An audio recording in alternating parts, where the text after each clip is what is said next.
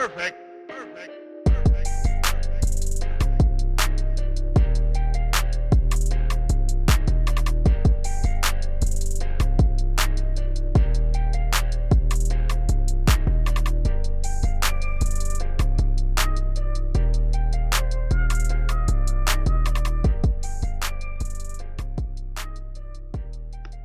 What ended up happening was transformational. A small refugee dinner series ended up going international, being adopted by multiple countries as part of the tools that is used to uplift refugees out of poverty. The access and the network that we built was the same network that we were able to mobilize during COVID to help people who are hungry, who couldn't have food on the table because they got laid off. It's also the same amount of tools that allowed us to go internationally and expand, to go to Palestine, to go to Lebanon, and elsewhere. And we're all not, anything like those misfits that, come from nothing and have no access.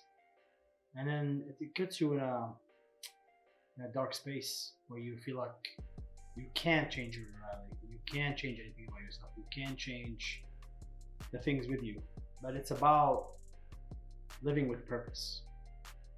And one thing that really struck me when I was a kid is I read this poem by Mahmoud Darwish. In one of the lines in one of the verses of the poem, he says, "Stand on the edge of your dream and fight." And it's true. I mean, we all hear these stories about like living, whether it's lives that are not necessarily lived to their full potential, people who want to do more, people who just stick with their jobs because it pays good and they have their families and kids and responsibilities. And of course, like the idea of what if, the idea of what can be done.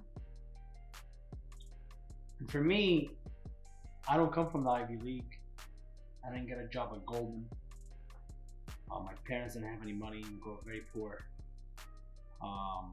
And although they wanted to have the best education for me, so they put me in this rich school where, I always wanted to bring some sort of change to this world, but I didn't think that I can. I didn't think that it's possible. And it all hit really hard when I was 30. I'm bipolar, I have vitiligo, I struggle with manic depression, and we're a special breed of people, that's damn sure.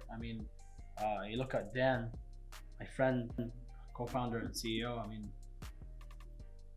that guy went from the streets, to become one of the best known chefs in the country, right?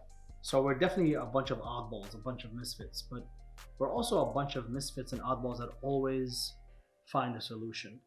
And that is the most important part, is that when you're with us, is that you might come to us for a problem, or with a problem, and in the food space or in the political space.